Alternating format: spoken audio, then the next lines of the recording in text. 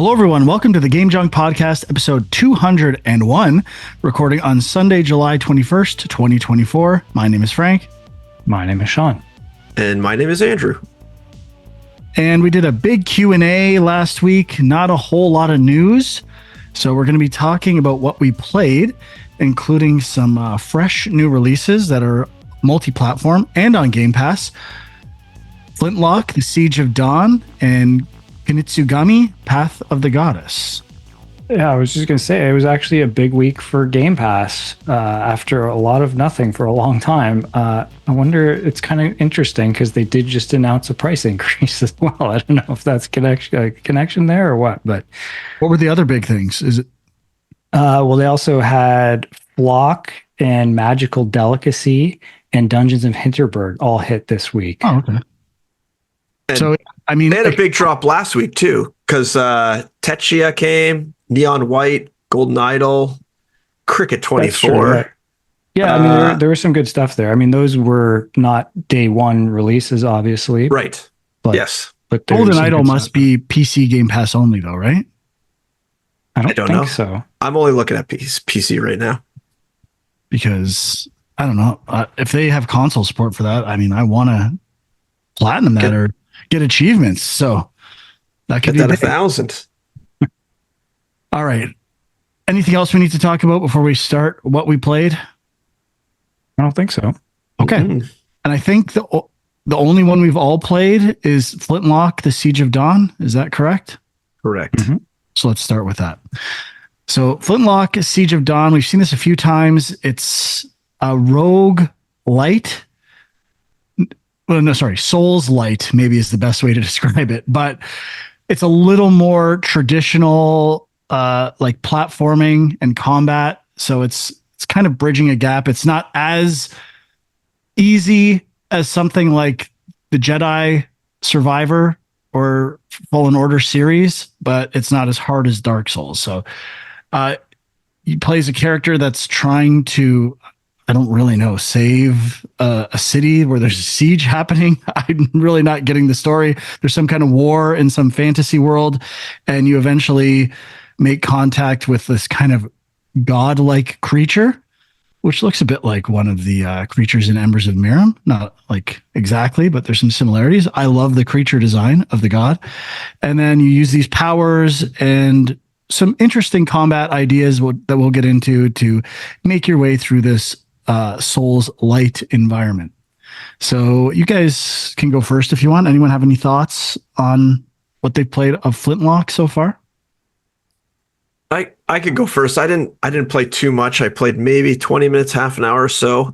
And I played on PC and I played with keyboard mouse. So that may have influenced my discussion here, but it was a little cumbersome, the control scheme on keyboard mouse. And just some things were not super intuitive. But overall, there was a risk reward experience system that I really liked, actually. So essentially you would build kind of a multiplier by defeating enemies in a row. And if you died or got hit, you would lose that whole multiplier, everything you had earned in this multiplier. And it's up to you to determine when to cash in that reward. So there is this nice risk reward aspect to it that I actually really liked and found pretty intriguing into how much do you want to, how much trust do you have in your skills based on the upcoming fight and whatnot.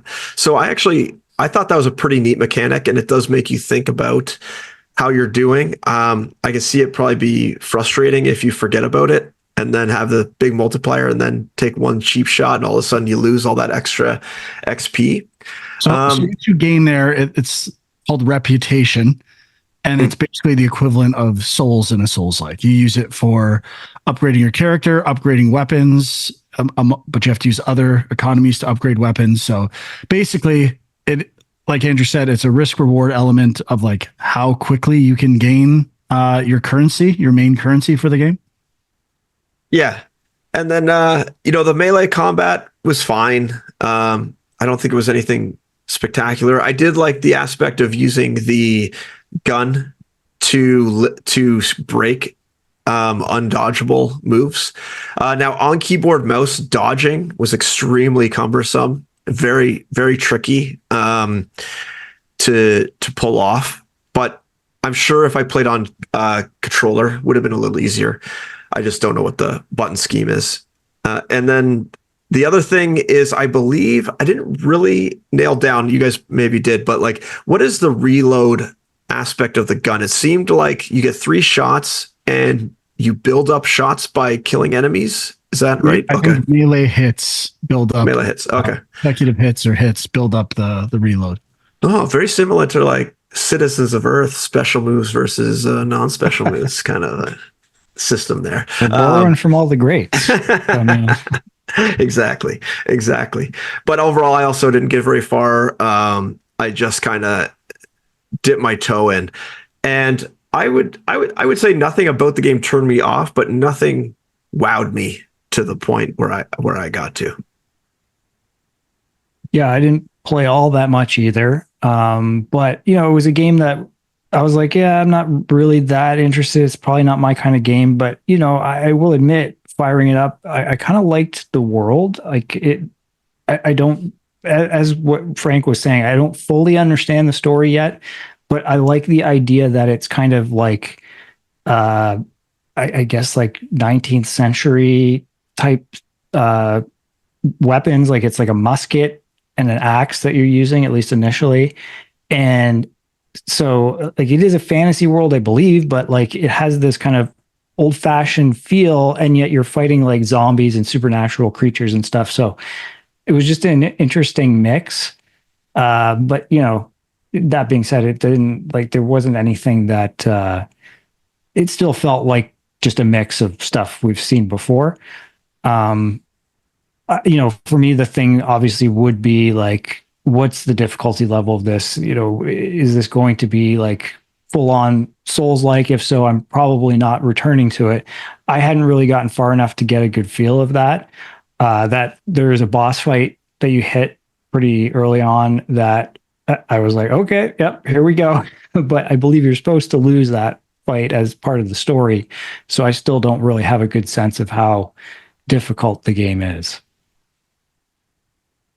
Well, just to start off, I was always very intrigued by this game, and I did not do my due diligence.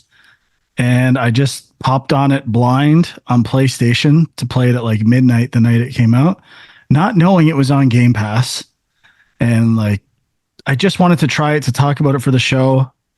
And I'm like, I might as well buy it. And I could have just downloaded on Game Pass. So pretty embarrassed about that. But at that point, I'm like, I have to put at least 3 hours into this if I pay for it. So I played a bunch, and I agree. I like the world generally. I like the fantasy elements, particularly the god.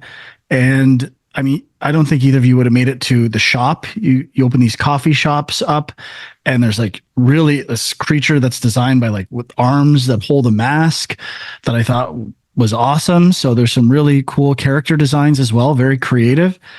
I was kind of liking the game. I agree. The risk reward reputation system, I think, is an interesting touch that separates it from other games. They're borrowing a bit from what I remember from Bloodborne with the weapon interrupting, as like you use your like firearm as kind of a parry mechanic in Bloodborne, but the timing is more forgiving in this game. So I generally was enjoying it. Where I get frustrated and where I ultimately like kind of put the game aside, we'll get into some other reasons, but I just found one more thing. I watched, before I bought it, blind bought it, I watched like a video, kind of an early review on YouTube. And this person was saying that, the attacks by enemies are really like well telegraphed. And I find the opposite, especially with some of the follow-up attacks. It doesn't even feel like an enemy's about to attack me, and then I've lost my reputation.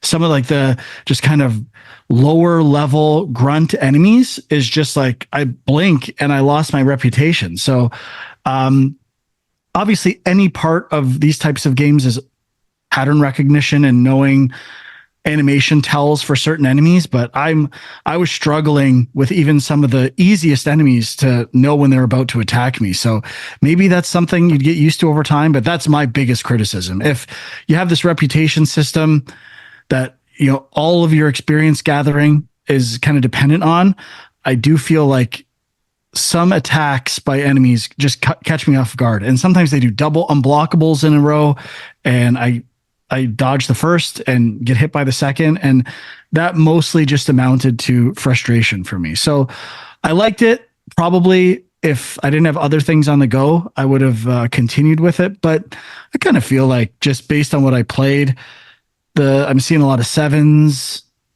8s, somewhere around a 7.3 feels about right for this game at this point. So my other criticism, once I got into the main world, there's markers on a map which helps, but I found myself getting really disoriented. Like a lot of repetitive stone and castle structures and elements that get repeated a lot. So I'm sure it's not that big of a budget game, so they're reusing a lot of elements. So the kind of landmarks and going through the world, I got a little confused. So nothing horrible by any means, but it just didn't hook me in and had me basically reverting back to other games I was playing. So definitely kind of regret not just taking the dip on Game Pass and then coming back to this later. But I don't know. I kind of don't mind supporting ambitious AA titles that are decent. So I don't know. We'll see if I ever make it back to this game before the end of the year.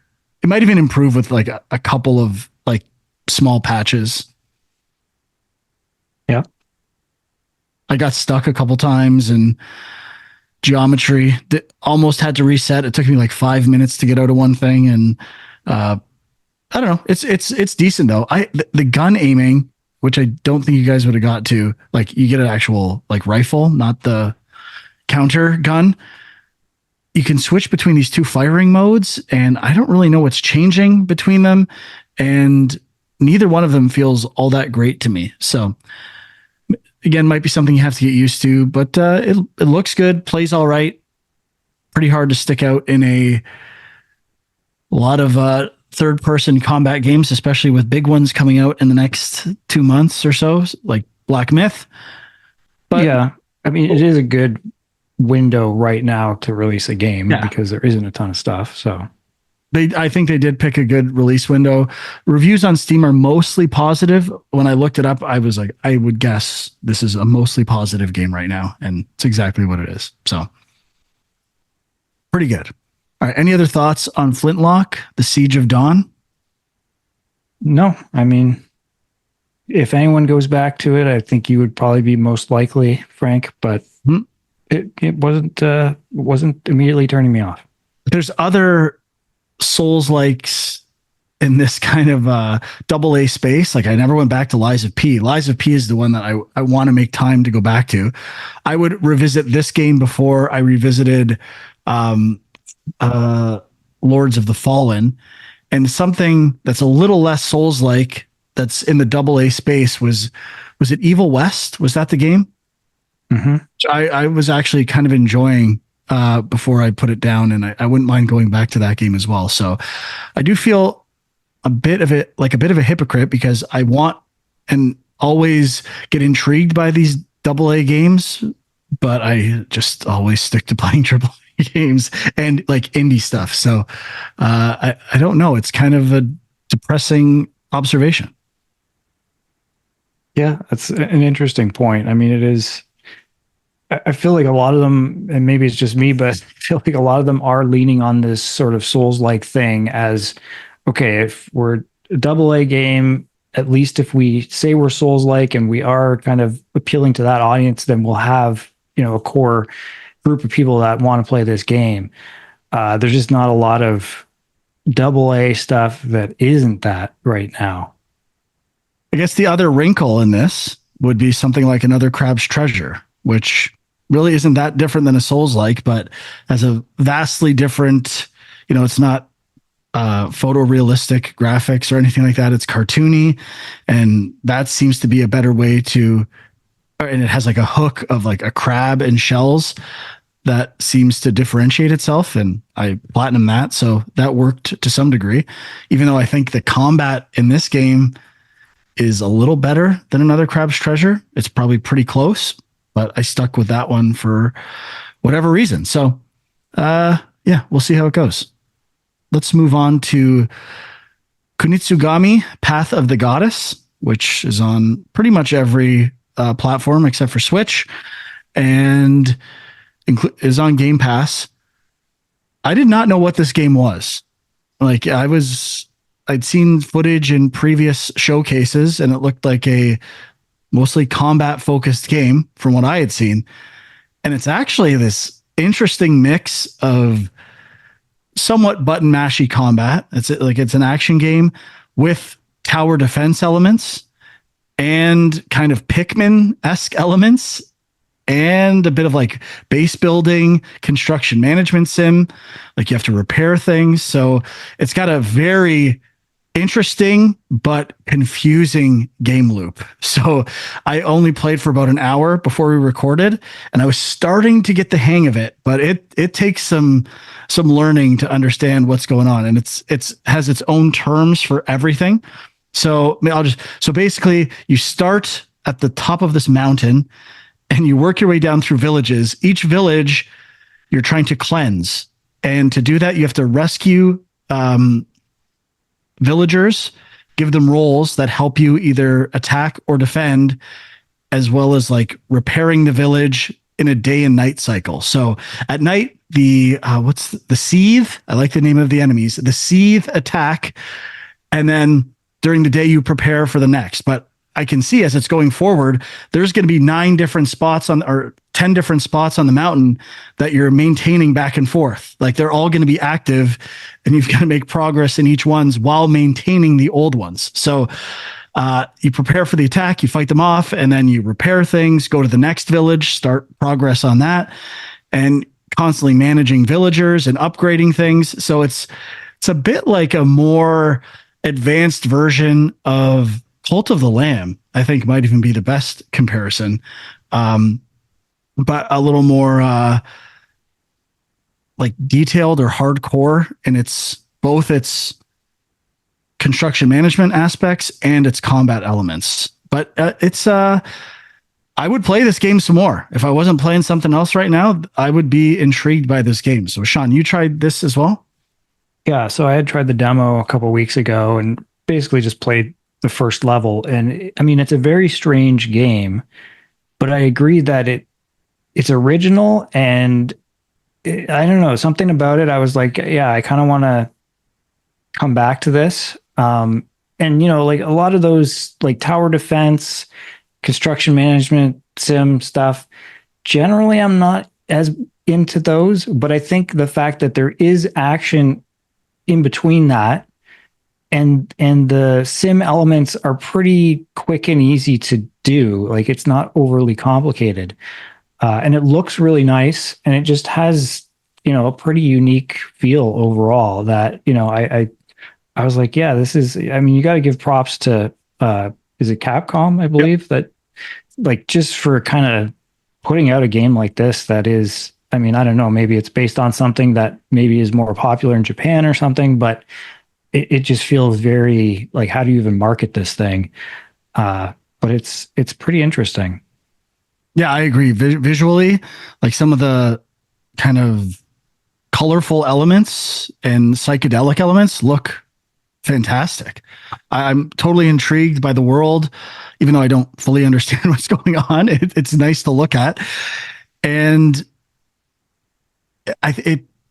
it's kind of, I'm conflicted because I feel like it overcomplicates things a bit too much to start. Like it throws a ton of stuff at you in the first few minutes. Like I was just, okay, I got to remember this. But I have to admit, after 40 minutes, I kind of got it. So I think, I mean, I obviously did playtesting to see how well these elements were retained. It's not like a Scarlet Nexus where I went through a tutorial, got told a million things and didn't retain any of it. So it is doling it out at a reasonable pace. And like the first village you do, it's very simple. So the idea is you have to get this goddess from the start of the level to the end, and you're gathering this one resource. Let's say, like, let's just call it money for now. I don't know. And you use money to hire villagers to help you defend the goddess, but you have to carve a main path for the goddess that also drains that resource. So your progress to getting her to the gate is also tied to how much other investments you can make to defend. So it's got some pretty good risk reward as well, design wise. So I do find the interface, especially introducing some of the roles and assigning roles to villagers, was a little overwhelming. Like, the menu has a lot of information and half of it is irrelevant the first time you start the game. Like, I wish they just would have said, like, stripped some of the not HUD, but like menu elements away until they were relevant, and just said, like, slowly introduce those, because it just threw a ton of stuff at me to start. But it's quite good, and it kind of I like casual tower defense, or like less intense. So I remember really enjoying pixel junk monsters and things along those lines. I really liked, although it's not as much a tower defense, but Cult of the Lamb has some similar things. And I played a bit of Orcs Must Die. That one was a little more in my realm, which this is probably a bit comparable to, with a different camera perspective. But I am feeling a bit of that Pikmin vibe I enjoyed with Pikmin 4 as well, where like all these resources matter, but they're somewhat simplified. And if you kind of like tower defense or casual real-time strategy, I think it's definitely worth a look. It's really caught my attention. Yeah, and again, it's on Game Pass, so it's something you can just give it a try, see what you think. And the demo, I think, is still out on other platforms as well. So the demo's on PlayStation. It was a little hard to navigate to now that the official release is on the store, and there's a demo on Steam as well. So it does. So I started the demo on PlayStation because I'm like, well, I already bought Flintlock. I might as well buy this. So I tried the demo first, and like, this feels different. I feel like I'm missing something. And so I went and downloaded the full release on Game Pass, and there is like a whole intro level that sets up the story and how you get to the top of the mountain. So Sean, where you started it, it's not the start of the game. It's the first village. Interesting. Also reminded me a bit, not like that much, but Wonderful 101, based mostly on the camera perspective, not necessarily the action, but it I love the look of it. I think it's very cool. And so I'm curious where I'm going to get made or broken on this game is the first villages are very simple. Like, they're easy to understand. The layouts are not are manageable. I'm curious what like village 10 looks like in terms of all these different pathways and all these plates you're spinning, and that might break me with the game, but we'll see. Hopefully it's got a nice lead up to that. How do you earn the currency again? Like, how do you, like, obviously if you were to like go the wrong way and waste a whole bunch of the currency, how do you build it back up? Obviously there must be a way. Yeah. So you can there's like destructibles in the level, essentially, that if you go around and attack them with your sword, you get stuff. And then there's also like cleansing spots. So you're basically, it's just exploration challenges in the level, searching the level and just collecting things. So when you're doing that, that's not paving the way. That's like something else. Yeah. So during the day, I guess, so during your daytime cycle, you kind of split your time between collecting resources by exploring the level, assigning roles to villagers, and eventually repairing the village the day after, and advancing the goddess's path a little bit. I think those are the four main things. Those are the four plates you're spinning in the day cycle. And then at night, it's all combat. Okay. Interesting. Yeah. And like, I guess the one thing too is, like, I agree, I would be, if there was a lot of different stuff going on, it would be a lot to manage it all. But the one thing is, during the combat, you can control somebody and you're running around taking part in combat. So if some area is suddenly breaking down or whatever, you can run over there and get involved. Like you're a little more directly influencing things, which is, I find, more satisfying. But Okay. Yeah. When you first described it, I thought maybe you were kind of cutting the path while you're doing the combat You aspect, but I think you can cut while you're in combat as well. oh, okay. Well, maybe. it sounded like I think the goddess is moving during combat. I don't know if you can change that path during combat. I don't remember. Yeah, I'm not 100% sure either. But the other fifth plate actually you spin during the day is trying to you can swap out powers and different abilities and upgrade things. So that's another element as well. So I know it's a lot to explain. It's probably a little complicated, but it is complicated. It's not really like any other game. There's not a lot of comparables. So as I agree with Sean, I'm glad this game got made and Capcom put money into it. And you know what? I'm just going to pop on it on PlayStation. Who cares? I'm getting trophies. I don't need achievements. Nice. I thought you got rid of your Game Pass anyways. No, I was going to, and then I kept forgetting, and then I was like, "Oh, I might as well try this out," and then cancel it. Gotcha. Oh, and the price is going up too, so I definitely need to cancel. What's it going up to in Canada? Game Pass Ultimate per month? I don't remember. I mean, it's kind of confusing, all the stuff they announced, because it's some things, if you're a subscriber now and you say subscribed, those things won't change. It's more like for new subscribers coming in. Now I got to do research. Yeah, it's like, I feel like it's a little confusing on purpose, but yeah, you got to really read the fine print to understand what's happening. Yeah, I might just be time to. Well, we wanted to weigh in on Hellblade and some other things. I might be just cutting ties with Xbox, especially when all the games come out on PC. I can buy the exclusives on Steam, so I think it's time. Sad, very sad. Okay, Andrew, anything else for you? Well, I had Banishers. I'm still going on Banishers, which I'm really enjoying, but I decided to put it down and pick up Stellar Blade again. I had both out of the library, and apparently Stellar Blade is a lot more popular than Banishers, because Banishers I can renew a whole bunch and get for like 3 weeks, whereas Stellar Blade I get for like a week, and then I got to return it. So I decided, you know what, I'm going to put it on story mode. I'm going to try to fly through this game, and the flying's not going so quickly, but the story mode's great. Not really so much of a challenge, but so I started fresh, and I actually didn't get that much further than I did the first time I tried it, but I'm enjoying it still, probably about the same. I want to keep playing because so many people talk about it. It's obviously a popular game.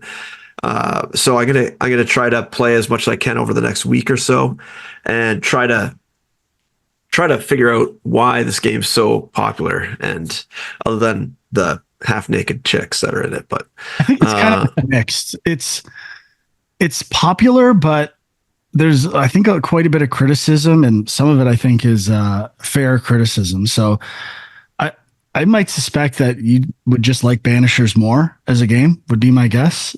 It feels like it's yeah. Well, even like as I'm playing it, I'm kind of like, I wish I was playing Banishers, or I wish I was going back to Final Fantasy Rebirth or something like that. So I'll maybe give it another couple more hours, try to get through it. I'm also finding, so in the second kind of section I got to, basically get to the first camp, and then I'm trying to get to the second camp, which is the save areas. I actually had a hard time noticing in the geometry, in the world layout, where to go. And it wasn't clear. Everything was roughly the same color, a lot of grays and like light browns. And there was like this mechanic where you had to like push a plank across some water. And I'm like, okay, this is good. And like my younger son started like trashing the swimming animations while I'm playing it. I'm like, uh-oh, I'm not really noticing that. But yeah, so yeah, it just, there was, I don't know if it was intentionally not obvious because there was like hidden stuff I was actually going after or something, but yeah, I so far I feel more stressed about the level layouts right now because I don't feel I know I'm going the right way. And that's not really helping me want to play.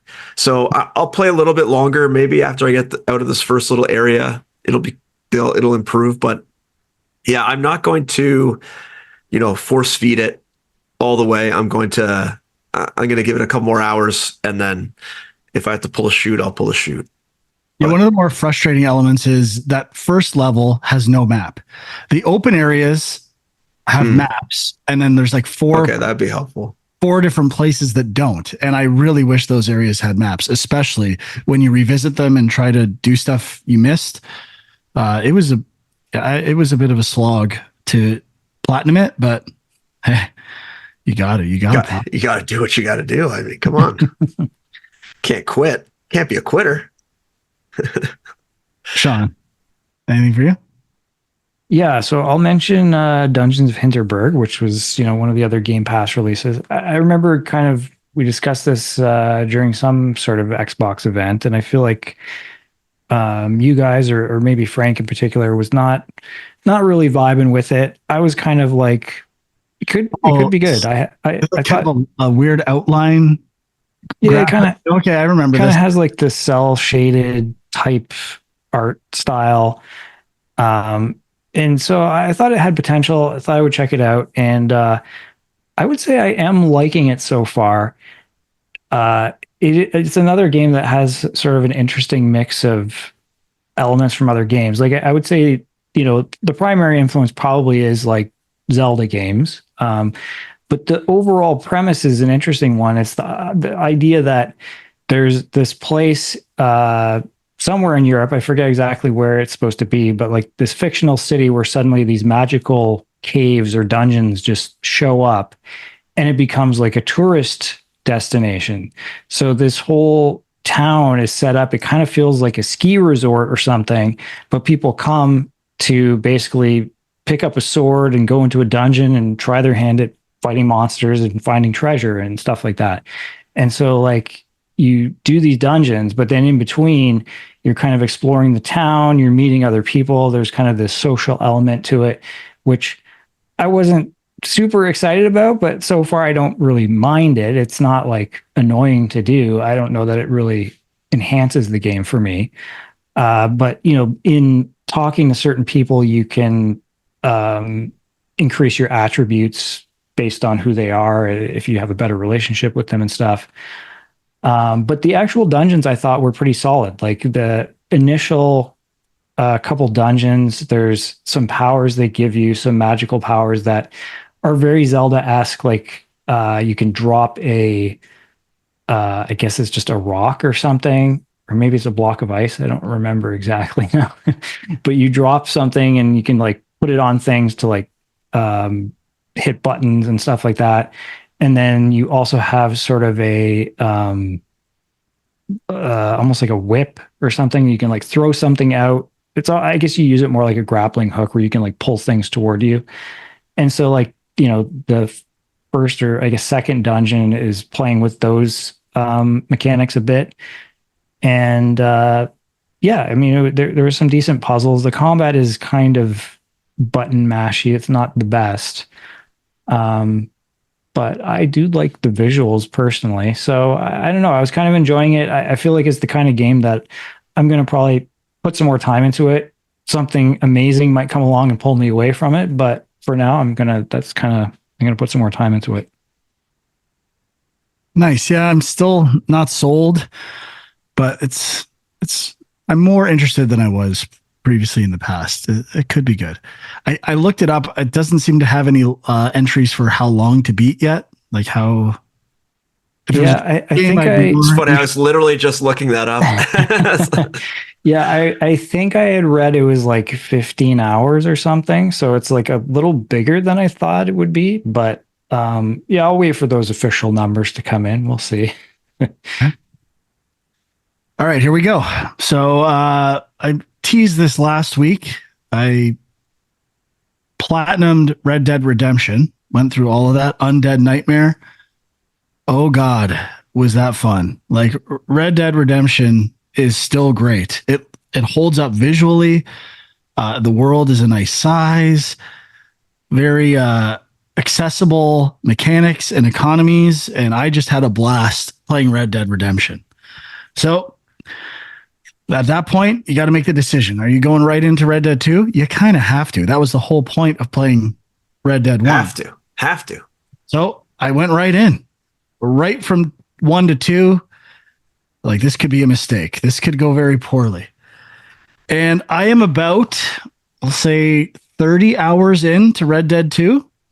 I'm getting towards the end of Act 3. Huck just turned off his camera. Sorry, I meant to click unmute, but I hit stop video. 30 hours? You've been like just grinding this game, eh? Holy smokes. Played it quite a bit. So, wow. Now, it's a lot of the same thoughts we probably had when we first played it, but let's just start off with number one. The number one point about this game. I think it's the best looking game ever made. It looks so good. And it basically... And this is without a next-gen update, right? I believe there's performance improvements, like running on the PS5, obviously load time improvements and other things. But like visually, lighting systems, like the way lights pass through clouds, sunsets, sunrises, it blows my mind constantly how good it looks. And I think that's the biggest strength of the game is its visuals. I'm always, and compared to Red Dead 1, it's not that big of a map, but everything kind of has a similar look when you're in West Elizabeth or in Mexico. And there's rock formations and towns that are unique, but everything else kind of blends together. Every part of this game looks unique, and there's so much to like vertical difference between areas, like swamps. I'm assuming there's deserts because I haven't gotten to deserts yet, but I saw iguanas. I need iguanas for something. Snowy mountains, plains, just forests. It's got everything. The water looks amazing when you fish. You can like see through things. Like, it is 30 hours in, and every time I play, there's some new visual moment that just blows my mind. So, like, the most authentic coastlines in the history of video games. It's incredible. The best looking game I've ever played. And I'm going to be pissed if there's a next gen upgrade in the next, like in 2 weeks or something like that. But while visuals are on the topic right now, how good is Grand Theft Auto 6 going to look? It's going to be mind blowing.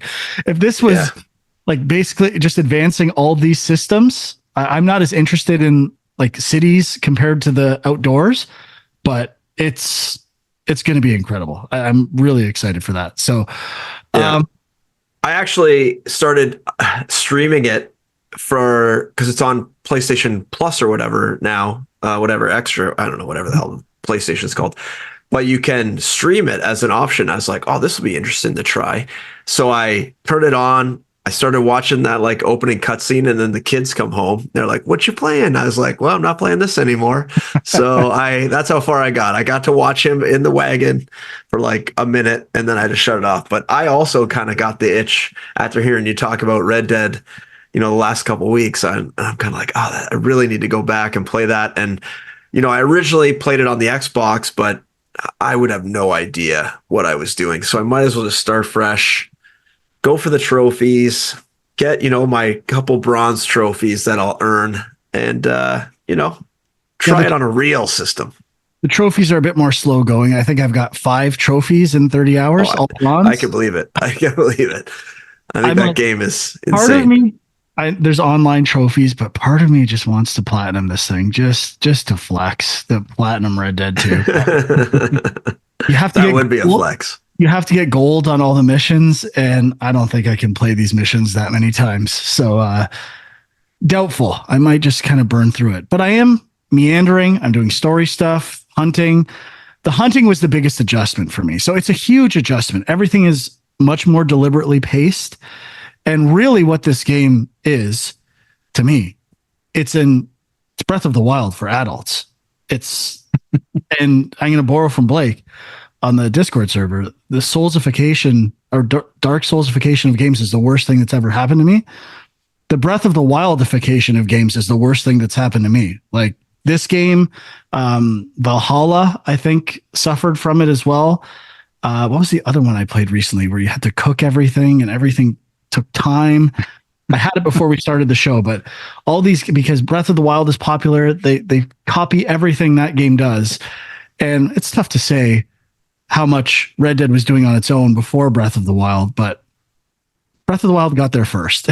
And it uses a lot of the same stuff, but it plays more like a real life simulator. So like it, in some ways, it's the most impressive game I've ever played in my life, but I don't necessarily have fun all the time playing it. I'm more in awe of the experience than I am like, oh, that was so much fun, or so like the gameplay is so amazing. If this game looked like Just Cause 3, no one would like it. The visuals go so far for this game. It is very clunky, but I mean, it's still very intriguing, and I'm going to see it all the way through. Like it's got me hooked. So the more I play it, maybe my mind will change on some of these things. But just a few other elements. I do think the storytelling is quite good, and you are establishing all these bonds, or relationships is probably a better word, for other characters in your camp. And I kind of know every character. I know their personality. I like the main character, Arthur. Like I actually get a sense of who the characters are more so than almost any other game I can remember. So I think that's the other strength, is the story, and 100% improvement over Red Dead Redemption. Even the stories and the missions, there's so much variety in the missions. Red Dead Redemption 1 already had great mission variety and would always introduce some new element, but this one takes it even further. And there's still some of the annoying traveling to a location, but there's a lot less, and it skips some of that stuff sometimes. So I'm like 40 missions in, 50 missions in, and everyone feels a little different, which, talking about Ghost of Tsushima and side content where we got so repetitive, like that visuals and mission design is the strength of this game to me, for sure. So I kind of got some things here, things that have grown on me. I hated new hunting at first. I love just being able to go out and hunt different animals. You see them, you shoot them, skin them, done. Go reap your rewards. This, you've got to like follow their path and sneak up on them and look for 1, 2-star and 3-star animals. And I'm like, I don't want to do this. I just want to shoot animals. That's like it. I just want to do the challenges and, check off each animal off my list. But the more I play it, I actually am appreciating the hunting system, and I do like the legendary animal hunting. That's pretty fun. Some things that I don't love, but I can take it for now. The lack of fast travel. You eventually unlock some fast travel to a place, but you can't fast travel back. So I fast travel a lot in Red Dead 1. So I do find ways of filling the time. I think this game does a great job of random events along the way. I've been like held up on bridges by gangs that I think it's got very good dynamic systems to make a trip from A to B more interesting than in most open world games. So that's good. And then I've got some things that are like driving me crazy. And if these weren't in the game, it would be so much better. Obviously, this is very tangible game, and like I can shoot people by accident. I can shoot someone in a town accidentally, and I have to either reload my save or deal with the repercussions, right? So it feels like it's the ultimate do whatever you want game. But then I can't run in my own camp. It like slows me. You can only walk in your own camp. And well, if I can do anything anywhere else, why can't I decide how fast I want to walk where I live? That is really getting on my nerves, because you have to go back to camp a lot. And it's just like, why are you slowing me down when I don't want to be slowed down. That is unforgivable to me. Like, that should not be in this game. It does not gel with any other creative decision in the game. Let me bump into people and make them mad if you want to have repercussions to running in camp, but that I cannot take. The other thing that drives me nuts is just holding left trigger to pull out your gun. You can't do that anymore. You have to hit right trigger first to equip, to like ready the gun, then do things, because it uses left trigger to target people to talk to. So there's just too many things mapped to the controller. I'm getting used to it, but I just wish if I hit left trigger, I would get my gun. That's all I want. That's still driving me nuts. And the one other inconsistency that is getting on my nerves, sometimes you pick up a document and you press the right on the D-pad to show the document. And then other times, or you'll update submission and it'll say press start to see this, and you press it and it brings it up. And then other times after a mission, you have to hold start to bring up a summary of the mission. And it keeps alternating between pressing and holding buttons in a pretty inconsistent way, in my opinion, for what you're doing. So that's a very small thing, but that is also making me very angry. So that's why I can't go back to Flintlock. When I played Flintlock, you're like running everywhere. It's going so fast. And then I go to Red Dead, and adjusting back to the pace of Red Dead is tough. So I'm like, you know what? I cannot play another game. All games are off the table. It's only Red Dead until this is done. If I remember correctly, that's why we necessarily didn't it the first time. It feels like a game you have to dedicate your life to. Yeah. That is definitely a problem for me. Now, no babbling allowed. The other side of that coin, it's ambition and strengths. If I had to pick a game to play forever and only play one game forever, this might be the game. So I pose this question to you and to the listeners or viewers on youtube.com/GameJunk. If you could only play one game for the rest of your life, I'm sure we've had this question before, but like, which game would you pick? Like, it has to be something, and let's just take an online game off the table. Like, it's not something you could just play competitive forever. Like a single player game, you can only play one for the rest of your life. Which one are you picking? Breath of the Wild. I mean, they're pretty comparable to me. That would be another option for sure, because there's tons to discover. You could create your own challenges in this world. But Kieran was showing me like the speed run thing today. Like, I don't watch a lot of speed run stuff, but I was like, what? Like, just crazy stuff that can be done in that game. Yeah. Yeah. I don't know. I'm almost, 4, no? Well, I mean, obviously, but I would almost say, so, like, realistically, what you'd probably want is something almost like Minecraft, where you can like construct things yourself. You could almost like make games within the game, or some, I don't know, like, I never played Roblox, but maybe like Roblox would be a good one. Something like that. I don't know. Yeah. Yeah, I want to let's eliminate, like, entertain yourself. Like, purely creative. Like, I think survival Minecraft is an acceptable answer, but nothing where like it's like the creative modes. All creative modes are removed. Yeah. Okay. Well, I don't know then. I don't know. It's tough. Some other thoughts I had: complex roguelikes or roguelites, like. Yeah. Binding of Isaac has so many permutations and things that can happen that would be one I would consider. Hades. Yeah, you definitely have PCG, like, for sure. You would guess the content would get so stale unless it was like Red Dead, where the environment is so huge and there's so many random events. Like, you would need PCG, procedurally generated content. PGC. PGC, I think. Procedural content generation. That's what I was thinking of. It's like TRCs and TCRs. Yeah, that's right. Yeah. Returnal was one that came to mind for me. That's more of like just a mostly action game, but like I could play it forever. And then Hades.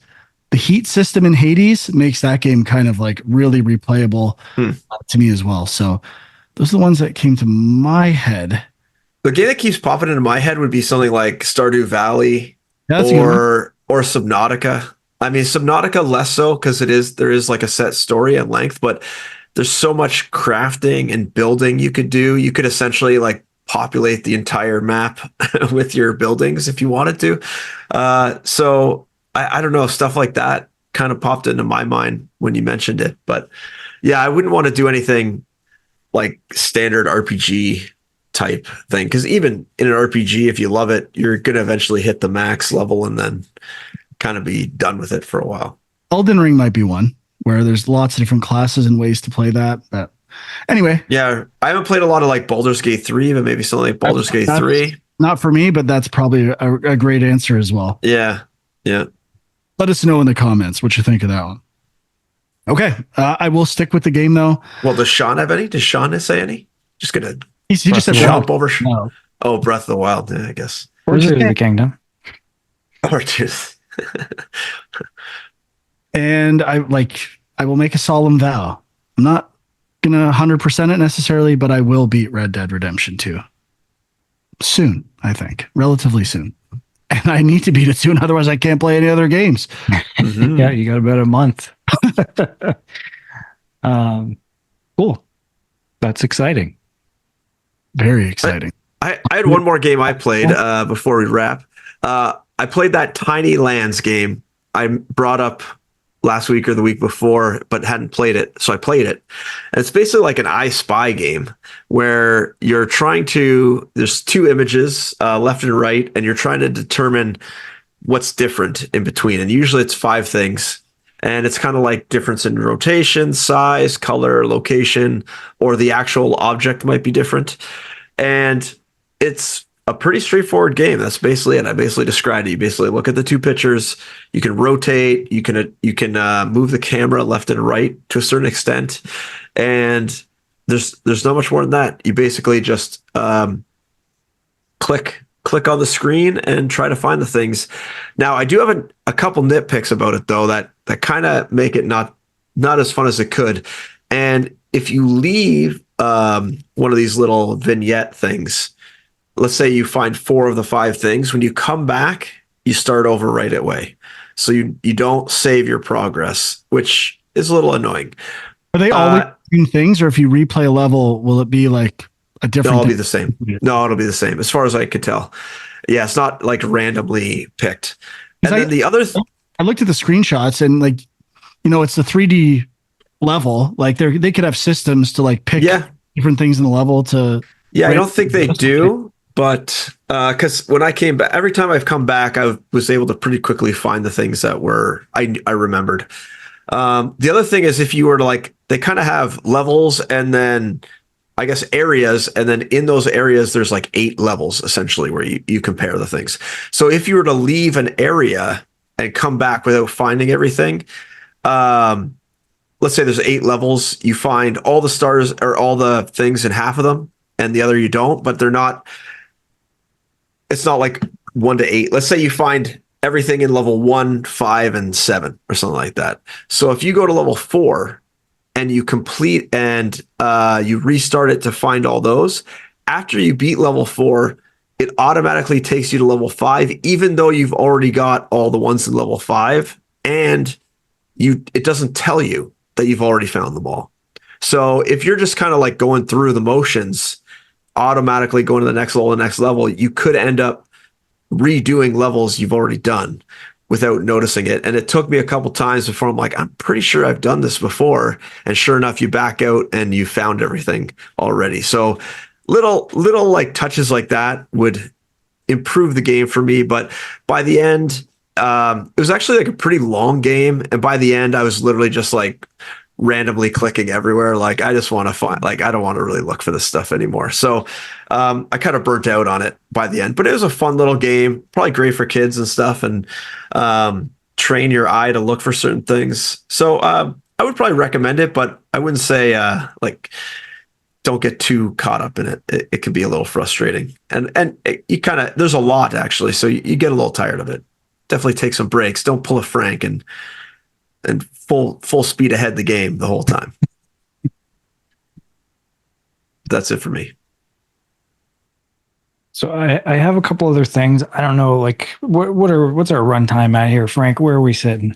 54 minutes, Letterbuck, bud. All right. So a couple games that I finished in the past couple of weeks. So one I talked about previously, Isles of Sea and Sky. So this was kind of the block pushing puzzle game that's kind of Zelda-esque. It's a little bit open world-ish with different islands. So it's like if you get stuck on one puzzle, you just go to another island and things are all interconnected, and you can kind of unlock certain abilities that then help you solve other puzzles.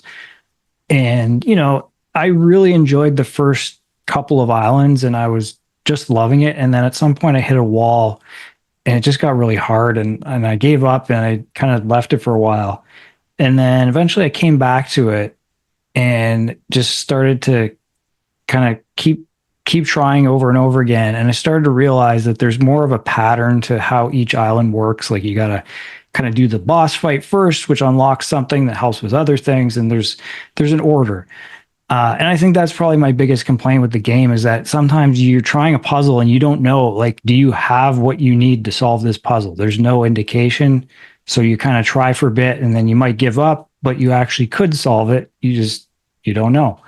So I think if they made that a little more clear, that would really help. But I mean, other than that, I was really like hooked into this game once I was kind of determined to get through it. And I mean, some pretty tricky puzzles. I definitely had to look up some stuff, but I'm still kind of feeling proud of the accomplishment, honestly. Like there was a lot to it. So, and I only found like half of the collectibles. So there's way more to do in this game. And again, just from a design perspective, how many kind of interlocking and overlaid puzzles there are that, like, I don't even know how you could kind of play test and ensure that everything works and you don't get stuck and locked out of a certain puzzle. It seems crazy to me, but So very you beat cool it? game. Yeah, I did beat it.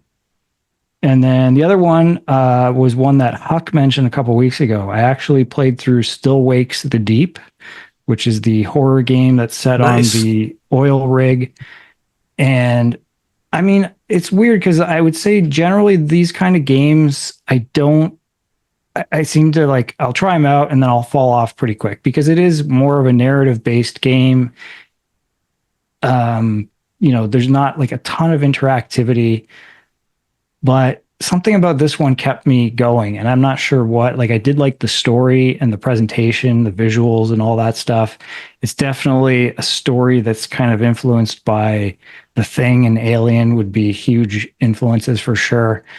But I think the thing that I liked was actually just the navigation through the oil rig. Like, you're trying to find from one place to another, how do I get from A to B? Like, you can see where you're trying to get to, but then, you know, certain things are blocked off and there's kind of, I don't know if I would say like parkour elements, not exactly, but there's a lot of climbing and jumping and shimmying across things and that kind of stuff. There are some stealth sections, which at first were frustrating, but once you kind of figure out the main trick to them, they're not that hard anymore.